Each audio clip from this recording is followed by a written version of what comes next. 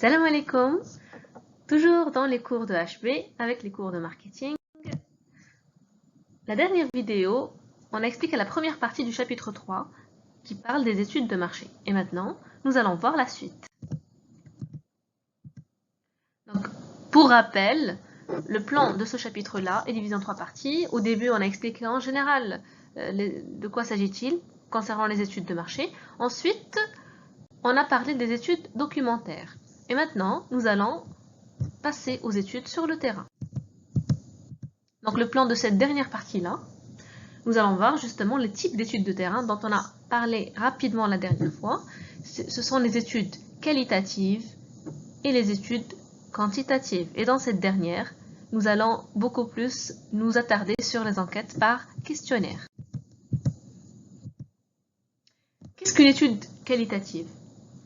Les études qualitatives, elles répondent à la question pourquoi, c'est-à-dire qu'elles visent à comprendre le pourquoi des choses, c'est-à-dire le pourquoi du comportement du consommateur, pourquoi il a agi de cette manière-là, pourquoi il a acheté ce produit. Donc on essaie de comprendre ses attitudes et comportements, et aussi on utilise ces études-là lorsqu'on veut créer un nouveau produit, faire de l'innovation, pour recueillir des idées nouvelles.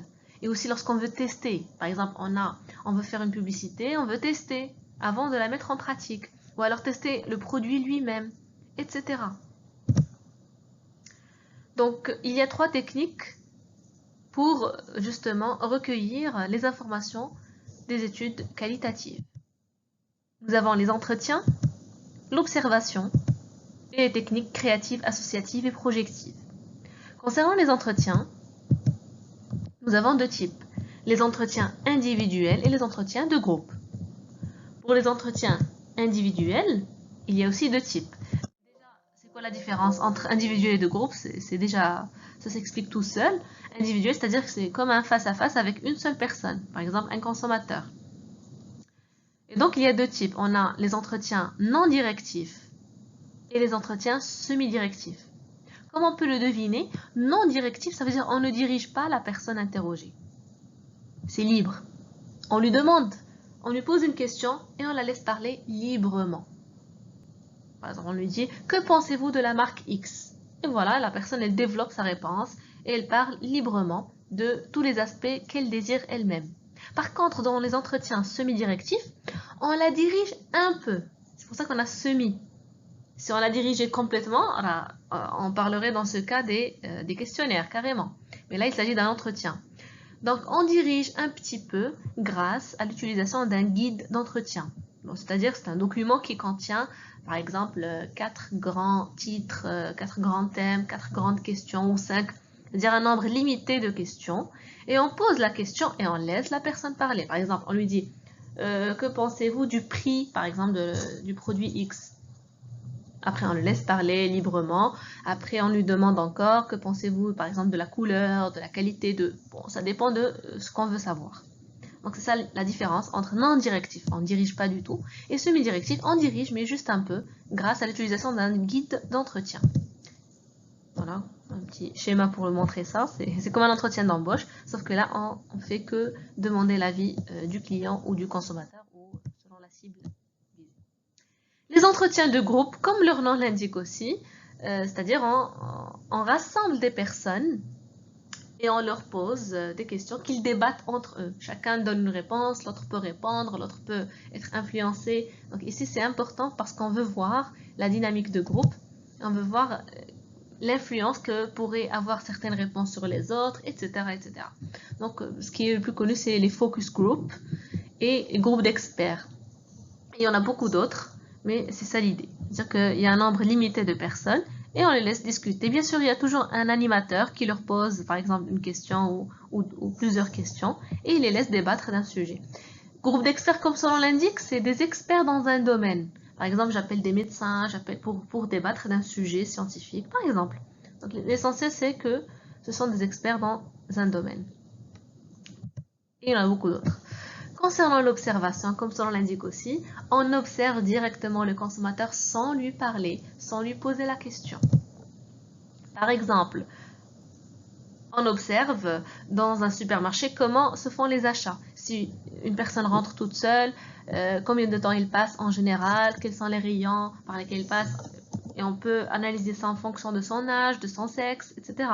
Si par contre c'est une famille avec des enfants, quels sont on va dire les rayons prioritaires par lesquels il passe, etc. Donc il y a vraiment beaucoup d'informations qu'on peut tirer sans parler à la personne, mais seulement en observant directement son comportement naturellement. Concernant les techniques créatives, associatives et projectives, elles sont un peu spéciales dans le sens où elles libèrent l'imagination. Créative, c'est vraiment, on leur demande de créer.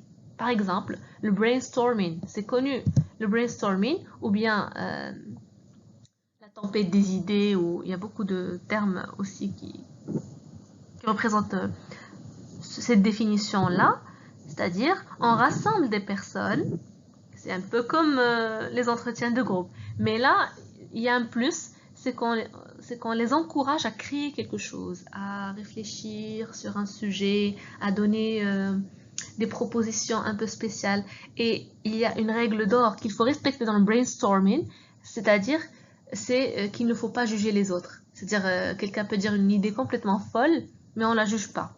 Et justement, c'est ça l'objectif, c'est de libérer l'imagination. Si on me jugeait et on rigolait sur mes réponses, je n'aurais pas cette liberté d'imaginer ce que je veux. Donc c'est ce qui est spécial un petit peu dans le brainstorming. Il y a aussi dans le jeu de rôle. Le jeu de rôle, il fait partie des techniques projectives parce que la personne elle se projette dans une situation qui n'est pas réelle. Par exemple, le jeu de rôle, comme son nom l'indique, c'est lorsqu'on demande à deux personnes, par exemple, deux consommateurs, de jouer le rôle, des rôles différents. Par exemple, la première personne, c'est un vendeur et l'autre, c'est un acheteur. Et on leur dit, voilà, essayez de convaincre l'acheteur d'acheter ce produit-là, par exemple. Donc, ils se projettent dans une situation et on essaie de voir comment ils se comportent avec le produit, etc. Associative, ça vient de l'association. C'est-à-dire, dans mon esprit, je mets en lien des choses, des concepts, des couleurs avec une marque. Par exemple, c'est comme le principe du portrait chinois. Par exemple, je demande à la personne, si vous étiez une marque de voiture, vous serez quelle marque? Par exemple. Donc, on voit la personne, qu'est-ce qu'elle associe dans son esprit avec cette marque? Est-ce qu'elle associe des éléments positifs ou négatifs, etc. Bon, ça, c'est juste des exemples. Mais l'idée qu'il faut retenir, c'est que ces techniques-là, ce qui est différent par rapport aux autres techniques, c'est qu'elles libèrent l'imagination. Les études quantitatives, elles répondent à la question combien. Nous avons vu que les études quali répondent à pourquoi, on veut comprendre. Là, on ne veut pas comprendre, on veut recueillir des données mesurables, des données chiffrées sur la consommation et les préférences, c'est-à-dire combien de fois par jour vous consommez le café, par exemple. Ou alors, combien de personnes préfèrent la couleur noire pour un emballage, combien de personnes préfèrent la couleur jaune, et ainsi de suite. C'est-à-dire, on veut vraiment calculer des pourcentages et mesurer la consommation ou alors le nombre de personnes qui consomment. Il y a aussi ici 3 techniques, le recensement, les panels et les sondages. Qu'est-ce que le recensement? C'est une enquête exhaustive. Lorsqu'on dit exhaustive, ça veut dire complète. C'est-à-dire, je ne laisse pas une personne sans l'avoir interrogée. Bien sûr, je parle des personnes qui font partie de la population qui m'intéresse. La population mère. Je ne sais pas, par exemple, je suis une entreprise de vêtements pour femmes. Donc, ma population, ce sont les femmes.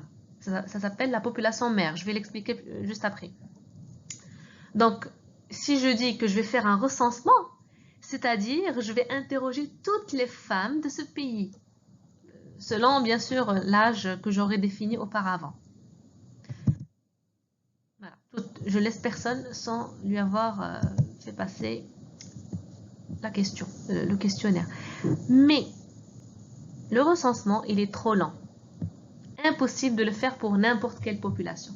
Donc, la condition pour faire le recensement, c'est que la population est peu nombreuse. Il y a peu de personnes dans cette population. Ça peut aller, je sais pas, ça peut être 100 personnes, ça peut être 1000 personnes, c'est faisable. Mais si je vous dis que c'est 20 millions de personnes, c'est impossible de faire le recensement. Sinon, on ne va pas finir l'enquête jusqu'à l'année prochaine ou après 3 ans. Donc, ça n'aurait plus d'intérêt. C'est ça l'idée. Donc, je répète, le recensement, c'est une enquête complète ou exhaustive auprès de tous les éléments d'une population. Et on ne fait cette technique-là que lorsque la population est peu nombreuse. Et un exemple, c'est par exemple la population des personnes qui ont acheté une Porsche au Maroc.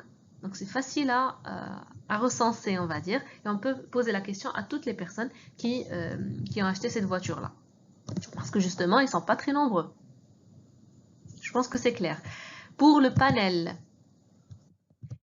la différence entre recensement et les deux autres, c'est que les deux autres, on réalise l'étude sur un échantillon. Dans le panel, je fais des enquêtes répétitives sur le même échantillon de personnes pour voir l'évolution. C'est ça l'idée d'un panel. C'est-à-dire je pose, je sais pas, par exemple, j'ai pris 100 personnes et je leur ai fait passer un questionnaire. Après 2-3 mois, je reviens aux mêmes personnes et je fais une autre enquête. L'objectif du panel, c'est de voir l'évolution d'un phénomène. Avant 2 mois, ils peuvent avoir apprécié le produit, mais peut-être après l'avoir utilisé plusieurs fois, ils se sont rendus compte qu'ils n'apprécient plus le produit, par exemple. Donc, le panel, il est utile dans ce sens-là, lorsqu'on veut étudier l'évolution d'un phénomène. Pour le sondage, là, c'est une enquête ponctuelle. Ponctuelle, ça veut dire que c'est à un moment donné, à l'instant T, et pas répétitive. C'est le contraire de répétitive. Justement, on réalise cette enquête-là auprès d'un échantillon. Là, on va expliquer davantage la définition d'échantillon et population mère. Cet échantillon, bien sûr, doit être représentatif de la population mère. Là, on va expliquer les termes de population mère, d'échantillon et aussi un autre terme qu'on va voir dans la définition. Que veut-on dire par la population mère? C'est la population de référence, c'est-à-dire la population concernée par l'étude. Autrement dit, ce sont les clients, qu'ils soient réels ou potentiels, c'est-à-dire futurs. Ils ne sont pas encore mes clients, mais c'est eux, ma population cible, on va dire. L'échantillon, c'est justement pour éviter de poser la question à tous les éléments de cette population. Dans le sondage et même dans le panel, je pose la question juste à une partie de cette population, mais elle doit être représentative. Et aussi, les résultats obtenus auprès de cet échantillon doivent être extrapolables à la population mère. Je m'explique. Pardon. L'extrapolation, c'est quoi? C'est le fait de généraliser les résultats qu'on a obtenus sur l'échantillon à toute la population mère. Je vous donne un exemple simple. Bon, là, on a des images qui représentent. Donc voilà, la population de référence, c'est la population mère. Chaque personne dans cette population, ça s'appelle élément. L'élément d'une population. Ça, on le dit même en statistique. Échantillon, comme vous le voyez ici, c'est juste une partie de cette population mère ou une population de référence. Voilà, un autre exemple. Voilà. C'est-à-dire on prend juste une tranche de cette population, à condition que l'extrapolation soit faite. C'est-à-dire que les résultats qu'on va obtenir sur cet échantillon, on doit pouvoir les généraliser tranquillement sur la population mère. C'est-à-dire, si par exemple, je prends n'importe quelle question, je pose la question à cet échantillon de quelle est votre couleur d'emballage préférée pour le produit X.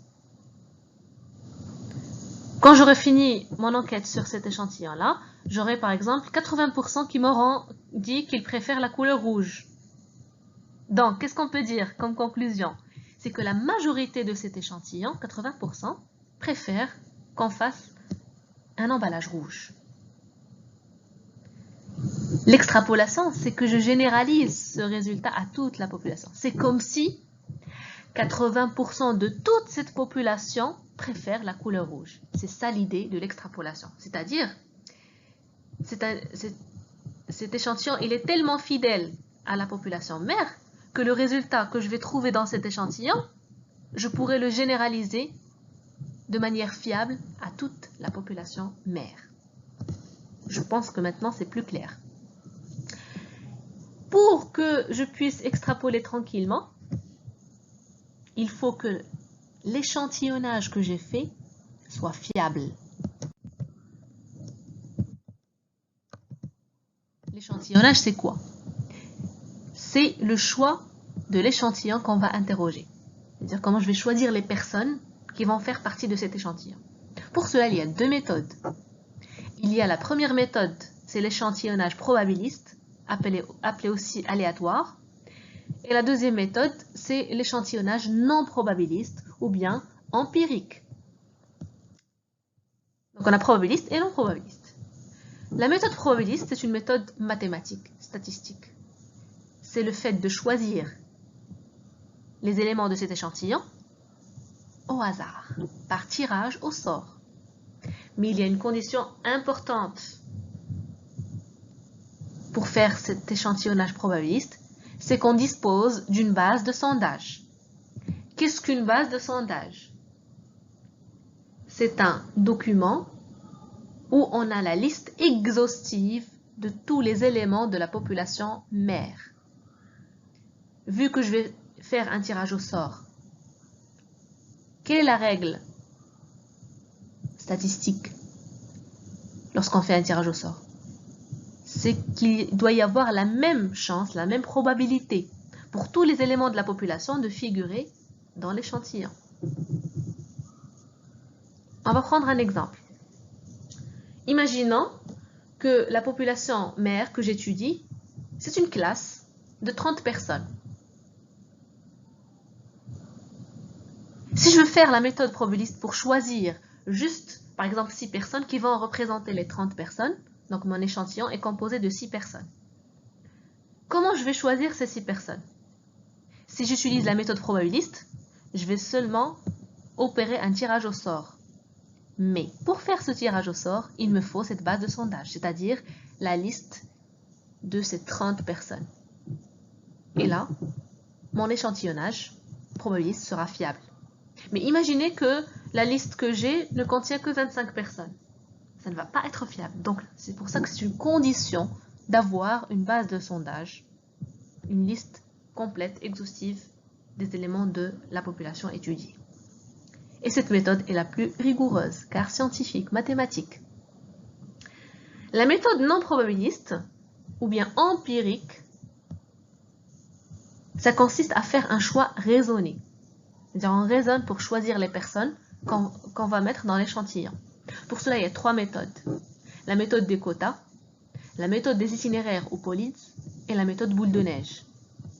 Pour la méthode des quotas, c'est la méthode la plus utilisée, parce qu'elle est assez facile. Il s'agit d'appliquer des critères qui caractérisent la population mère et de les appliquer sur l'échantillon avec les mêmes pourcentages. Et on va prendre un exemple juste après.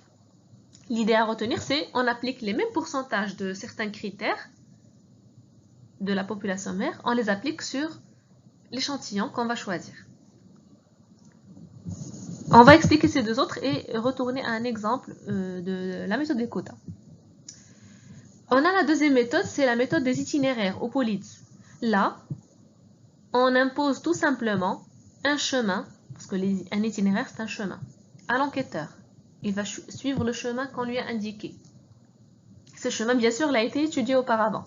Je ne sais pas moi, par exemple, je fais une étude sur un produit de luxe, donc le chemin que je vais donner à l'enquêteur, ça va être, par exemple, dans les quartiers riches, où il va trouver justement les personnes qu'il va interroger.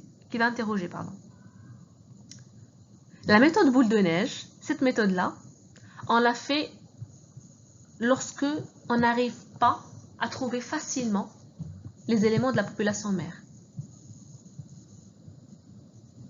Ils sont un peu difficiles à trouver, à repérer.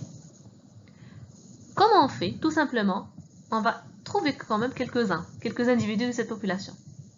Et on va collecter les coordonnées des autres au fur et à mesure. Je vous donne un exemple simple. Par exemple, je cherche à faire une étude sur des joueurs de polo, par exemple. Je dis n'importe quoi. Et on va supposer qu'ils sont assez nombreux, juste qu'ils sont difficiles à trouver. Ici au Maroc, on n'est pas très familier avec ce sport-là. Donc peut-être qu'on aura une certaine ignorance par rapport où on peut trouver ces personnes-là. Donc qu'est-ce qu'on va faire? On va forcément trouver un club où les gens jouent du polo. On va approcher quelques personnes et chaque personne, on va, après lui avoir donné les questions ou le questionnaire à remplir ou ce qu'on veut savoir comme question, on va lui demander est-ce que vous pouvez nous donner, s'il vous plaît, les coordonnées de personnes avec lesquelles vous jouez du polo. Bon, il peut me donner 2-3 numéros, 2-3 adresses. Et je continue à la même cadence. C'est-à-dire, les personnes suivantes, après leur avoir administré le questionnaire, je vais leur demander est-ce que vous pouvez me donner les contacts d'autres personnes. Et ainsi de suite. C'est pour ça qu'on l'appelle boule de neige. Elle est toute petite au début, on n'a que quelques personnes au début, mais ça grandit au fur et à mesure, grâce aux contacts eux-mêmes. Et comme ça, lorsque je serai arrivé au nombre voulu, je pourrai m'arrêter. Voilà, c'est ça l'idée de la méthode boule de neige. Revenons maintenant à la méthode des quotas, avec un exemple.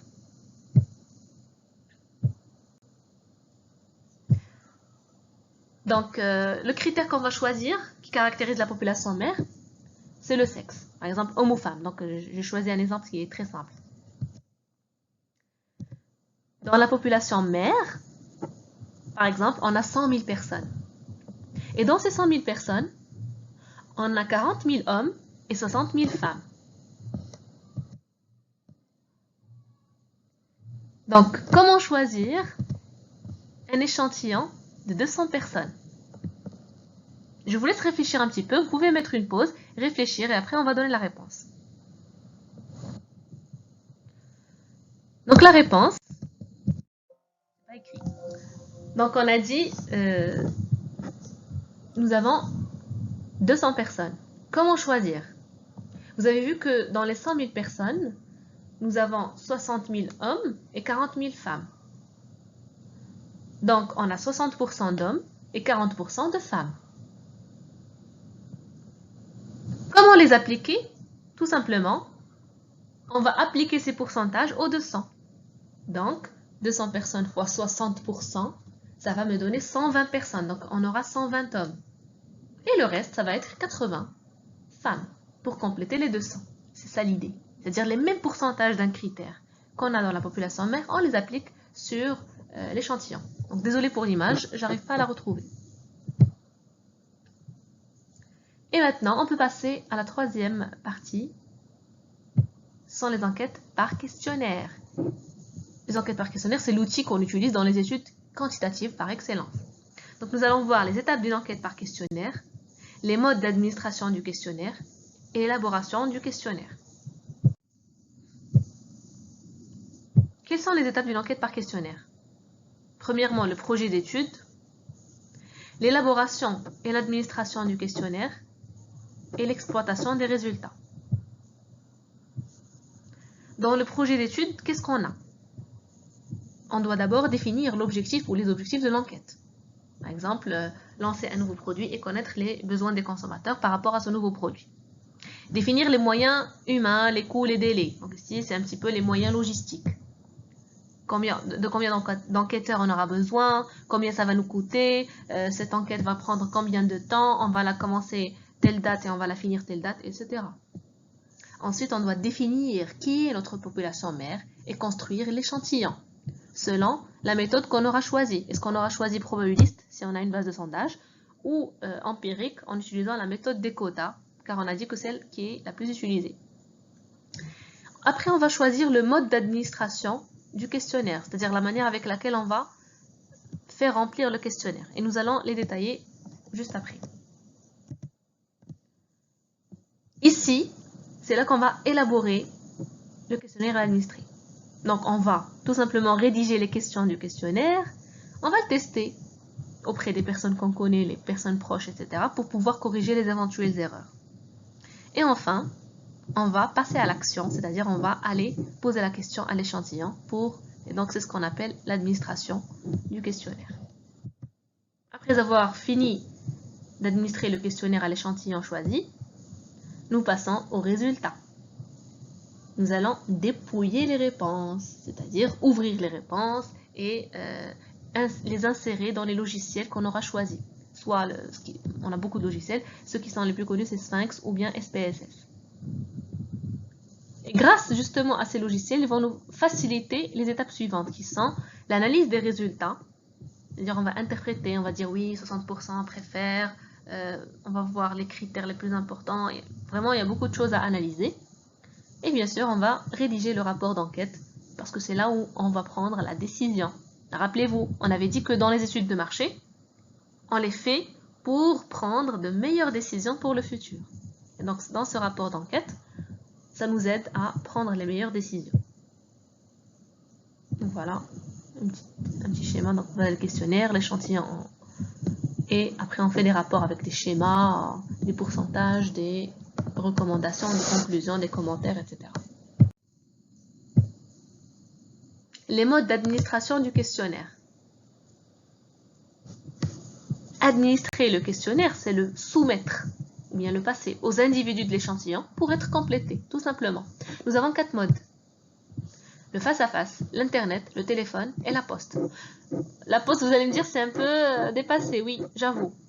Je ne sais pas si ça se fait encore, mais c'est possible que ça se fasse toujours. Lorsqu'on envoie par exemple une facture, ou bien, je ne sais pas moi, une publicité, en utilisant la poste, c'est possible d'insérer un questionnaire. Mais bon,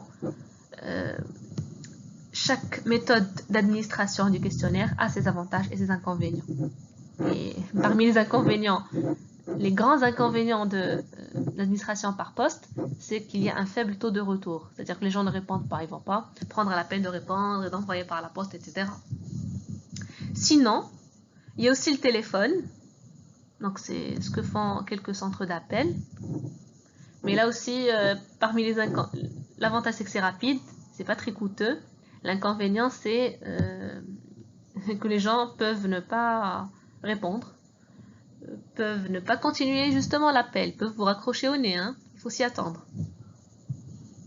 Donc généralement, il nous reste le face-à-face et l'internet. C'est un petit peu ce qui est le plus utilisé.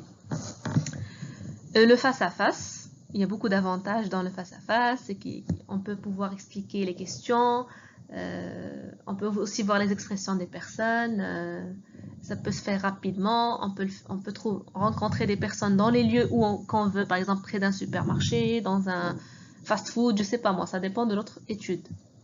Les inconvénients, c'est que ça prend du temps et c'est coûteux, parce qu'il faut envoyer des enquêteurs, il faut avoir beaucoup d'enquêteurs, il faut les envoyer dans divers endroits, il faut leur payer à manger, à voir où dormir s'ils se sont déplacés dans d'autres villes. Donc, ça prend du temps et de l'argent. Mais c'est fiable comme méthode. Internet, c'est très très utilisé, surtout maintenant avec le développement de la technologie. Ce qui vient avec Internet, c'est que c'est rapide, c'est pas coûteux, c'est aussi très rapide pour le dépouillement des réponses, parce que on peut rapidement interpréter et analyser les réponses sans avoir besoin de saisir les réponses sur le logiciel à nouveau. On peut utiliser directement. On peut exporter, on va dire, les réponses dans le logiciel concerné. Comme inconvénient, on peut dire que ce n'est pas très fiable. Ça dépend, justement, des personnes qui répondent. Il y a peut-être des personnes qui vont mentir, qui se cachent derrière leurs écrans, etc. Donc, il y a un petit risque. Mais si on peut avoir un minimum d'informations sur l'identité des personnes, ce serait bien.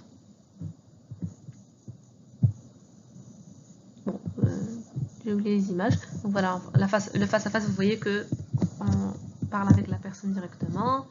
Internet, téléphone et la poste.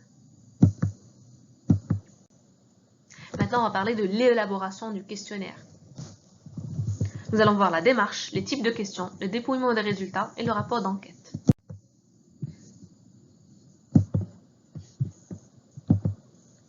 Donc la démarche. Pour élaborer un questionnaire, l'idée, c'est de commencer du général au personnel. C'est-à-dire utiliser la méthode de l'entonnoir. Comme vous voyez, c'est ça l'entonnoir. Vous devez sûrement le connaître. Donc, c'est-à-dire on commence des questions générales et au fur et à mesure, on commence à zoomer jusqu'aux questions personnelles à la fin. c'est un peu déplacé de poser des questions personnelles dès le départ. Bonjour, quel âge avez-vous? Alors, des choses comme ça, donc c'est un peu personnel, il vaut mieux laisser jusqu'à la fin. Bien sûr, il faut faire au début du questionnaire une petite introduction et des remerciements. Des remerciements soit au début, soit à la fin. Donc, bonjour, nous sommes l'entreprise X par exemple, et nous voudrions connaître votre avis par rapport au lancement d'un nouveau produit pour vous satisfaire toujours, quelque chose comme ça. Merci de prendre quelques instants de votre précieux temps pour répondre à ce questionnaire. Bon, ça c'est juste un exemple. Voilà, donc ça ne doit pas être trop lent et en même temps, ça doit donner envie à la personne de répondre en lui montrant que c'est juste quelques instants. Généralement, dans un questionnaire, on a 4 volets. Généralement, c'est pas obligatoire, mais on a 4 volets, justement pour suivre cette idée du général au personnel. Au début, on pose des questions générales sur la consommation. Par exemple, consommez-vous du lait? Oui ou non? On peut leur demander, sinon pourquoi? Par exemple, ils peuvent avoir une allergie. Si oui, par exemple, on peut poser une autre question. À quelle fréquence? C'est-à-dire, est-ce que vous consommez une fois par jour, plusieurs fois par jour, une fois par semaine? Donc, on leur donne des choix pour qu'ils puissent choisir quelle est leur fréquence de consommation. Ou bien, je sais pas moi, le type de lait qu'ils consomment. Est-ce que c'est un lait UHT ou pasteurisé ou lait en poudre, par exemple? Est-ce qu'ils le boivent froid ou chaud? Est-ce qu'ils le mélangent avec? Donc, c'est des questions générales sur la consommation sans préciser une marque particulière. Dans le deuxième volet, on zoome un petit peu sur l'utilité du sujet ou du produit pour le client. C'est-à-dire là, on leur dit pour quelle raison. Par exemple, vous buvez du lait. Est-ce que c'est parce que ça contient du calcium, c'est bon pour la santé, ou juste parce que ça a un bon goût, etc. On peut même leur poser la question sur leurs critères de choix. Par exemple, on leur dit pour choisir votre lait, sur quoi vous basez-vous? Ou bien veuillez classer ces éléments-là du plus important au moins important lors du choix de votre produit, par exemple, etc. Le troisième volet, c'est bien de leur poser des questions sur leurs attentes par rapport au nouveau produit. C'est-à-dire le nouveau produit qu'on veut lancer, ou bien si on a déjà un produit sur le marché et on veut l'améliorer, on va leur poser la question sur leurs attentes par rapport aux 4P. C'est-à-dire pour le produit, on leur pose des questions sur l'emballage, de quelle couleur ils le préfèrent, de quelle forme, de quel matériau, c'est-à-dire en plastique ou je sais pas moi, en carton. On peut leur poser la question sur le nom de marque. On aura déjà des noms de marque et on leur demandera de choisir lequel ils préfèrent. On peut leur poser la question sur la contenance, c'est-à-dire est-ce qu'ils veulent des boîtes de 1 litre, de 1 demi-litre, de 250 millilitres, etc. Donc, toutes questions sur le produit sont les bienvenues, sans exagérer bien sûr. On pose juste les questions qui sont utiles et essentielles. Après, on peut leur poser la question sur le prix. C'est-à-dire, on leur demande soit de préciser quel est l'intervalle ou la fourchette de prix qu'ils préfèrent. Par exemple, pour une bouteille de lait de, je sais pas moi, de 250 ml ou de 500 ml, quel est le prix que vous préférez ou bien qui vous semble le plus adapté? On leur dit par exemple entre 5 et 10 dirhams, entre 11, c'est-à-dire on leur donne des fourchettes, des intervalles de réponse. Mieux que de leur poser une question précise sur un prix. Ou alors, on peut poser 2 questions pour le prix. Et ça, on va le voir par la suite dans justement le chapitre du prix. C'est-à-dire, quel est le prix minimum qu'ils sont prêts à payer et le prix maximum.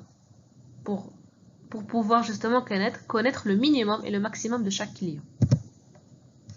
Pour la distribution, on leur demande où ils préfèrent acheter le produit, c'est-à-dire est-ce qu'ils préfèrent le trouver dans les épiceries, dans les supermarchés, etc. Et la communication, on leur pose la question où ils préfèrent trouver des informations sur leurs produits. Est-ce que sur Internet, dans des flyers, à la télé, etc., etc. Et enfin, la dernière partie, suivant la méthode de l'entonnoir, ce sont les questions personnelles, ou ce qu'on appelle la fiche signalétique. Là, c'est des questions vraiment sur la personne. On peut leur demander nom, prénom ou pas la peine. L'âge aussi, il faut leur demander à quelle tranche d'âge ils appartenaient. Pas leur âge précisément, pour ne pas les heurter un petit peu. Même chose pour le salaire, on ne va pas leur dire quel est votre salaire. peut-être le quartier où ils habitent, peut-être est-ce qu'ils ont des enfants, est-ce qu'ils sont mariés, c'est-à-dire leur situation familiale, etc. Donc, tout dépend de l'utilité de chaque question. Je répète que ça doit être utile. Les types de questions, on a deux types de questions, ouvertes et fermées. Ouvertes, c'est un petit peu déconseillé dans les questionnaires, parce qu'on leur laisse la liberté de répondre comme ils veulent. Et là, c'est difficile à, on va dire, à exploiter par la suite dans les logiciels. Mais c'est faisable, c'est ça l'idée, mais à essayer d'éviter au maximum. Pour les questions fermées, il y a trois types. Dichotomique, à choix multiples et à échelle. Dichotomique, c'est oui ou non. Blanc ou noir, c'est-à-dire on a deux choix, pas plus. À choix multiples, on a plusieurs choix. Mais il y a deux types de QCM, c'est-à-dire questions à choix multiples. Il y a les questions à choix multiples à réponse multiple ou là à réponse unique. À réponse multiple, ça veut dire qu'ils peuvent cocher plusieurs réponses.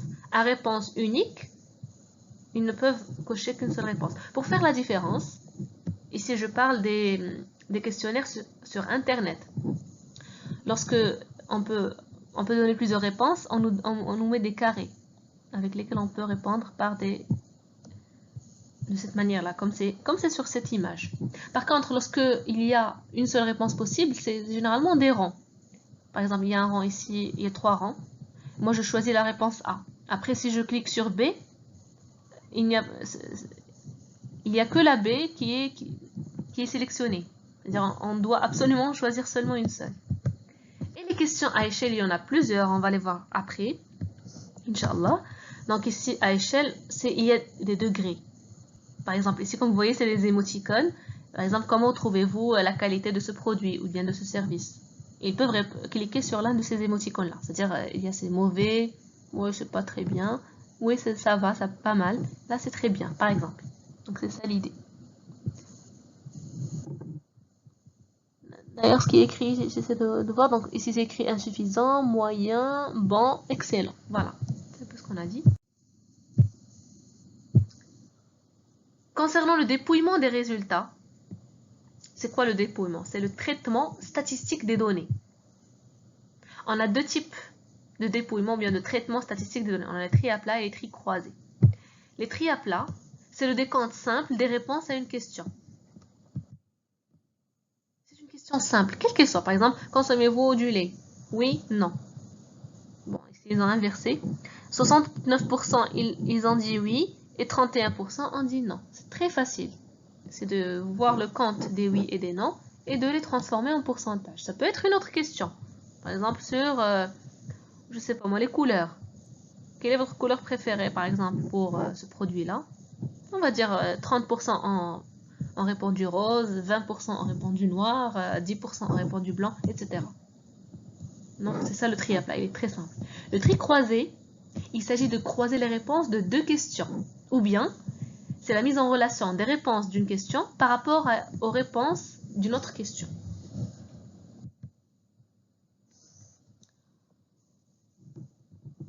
Ici, on essaie de voir l'impact d'un facteur sur un autre.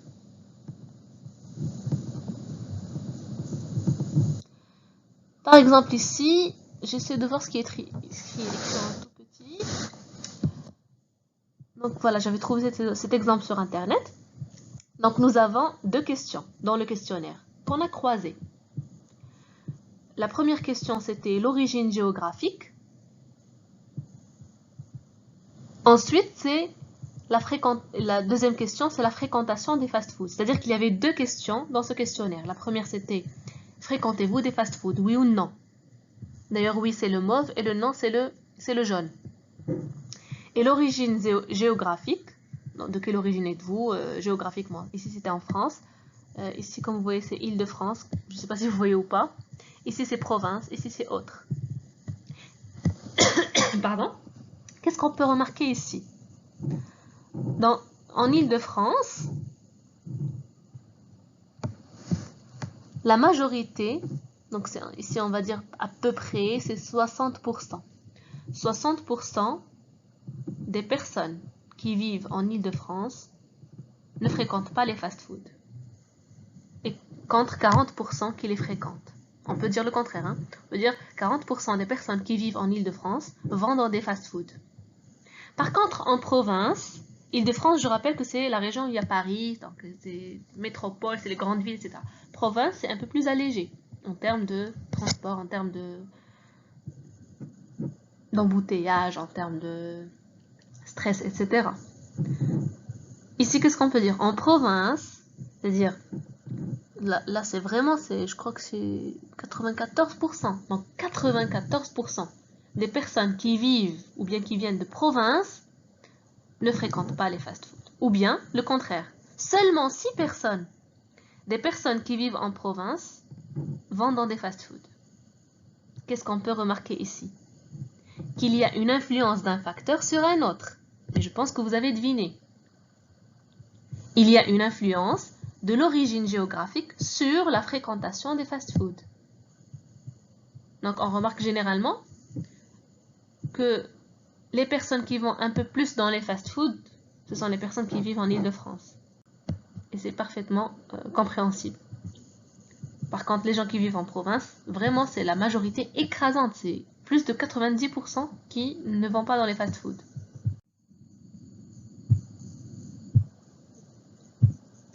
Donc, généralement, dans les tris croisés, nous devons tirer deux types de variables. On a la variable explicative et la variable expliquée. Dans l'exemple précédent, la variable explicative, c'était l'origine. Et la variable qu'on a expliquée, c'était la fréquentation des fast-foods. C'est-à-dire qu'on a pu expliquer la fréquentation des fast-foods par l'origine géographique. Nous avons notre exemple. Avez-vous un lecteur DVD? Donc, c'est quoi la variable ici? C'est la possession d'un lecteur DVD. Et l'autre question, c'est la situation familiale. Êtes-vous marié, célibataire, etc. Là, c'est le cycle de vie. Ou bien la situation familiale. Et ici, c'est le cycle de vie qui est la variable explicative. Et la variable expliquée, c'est la possession des lecteurs DVD. Parce que bien sûr, c'est parce qu'on est marié et qu'on a des enfants qu'on a acheté par exemple un DVD. Et pas le contraire, bien sûr. Donc le cycle de vie explique la possession du DVD, du lecteur DVD. Comme l'origine géographique explique la fréquentation des fast-foods. J'espère que c'est compris. Et enfin, dans le rapport d'enquête, c'est le rapport final, là où on fait l'analyse, l'interprétation de tout ce qu'on a vu auparavant, les tris croisés, les tris à plat, etc. Et où on prend